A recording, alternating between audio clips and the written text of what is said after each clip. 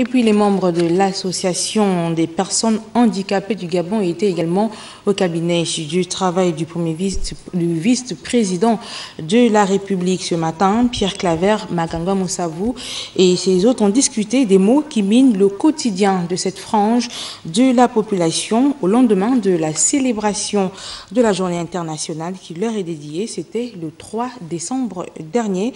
Le point avec Priska Mougoula et Hervé Mangumba de la presse présidentielle. L'amélioration des conditions de vie des personnes en situation de handicap sur l'ensemble du territoire a focalisé les échanges entre le vice-président de la République et l'Association nationale des personnes handicapées du Gabon. Cette catégorie de personnes fait encore l'objet de discrimination malgré les efforts fournis par les pouvoirs publics. L'accès à l'emploi reste l'un des problèmes majeurs. Nous avons parlé du quotidien de la personne vivant avec un handicap au Gabon. Nous avons parlé des textes qui ont été déjà ratifiés, que ce soit sur le plan national et international, mais qui malheureusement ne sont pas respectés.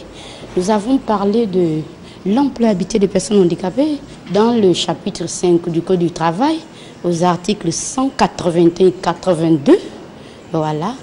La loi prévoit un 40e pour toutes les entreprises, sinon qui ont un quota de 40 employés. Mais malheureusement, dans notre pays, en faisant le tour des boîtes, nous avons trouvé que cette loi existe, mais malheureusement, elle n'est pas appliquée.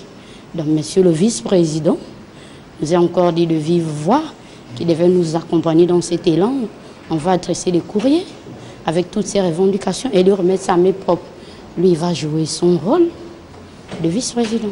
À travers cette audience avec Pierre Claver Maganga Moussavou, l'association entrevoit déjà la résolution de certaines de ces difficultés et les perspectives ne manquent pas.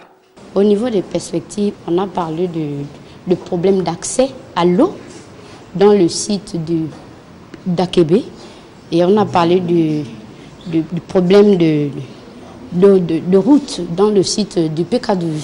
Voilà, là encore, il a dit lui-même, il peut faire interpeller les tutelles dans ce contexte. Cette rencontre avec le vice-président de la République est l'une des multiples actions engagées par les plus hautes autorités dans la lutte contre l'exclusion sociale des personnes vivant avec un handicap.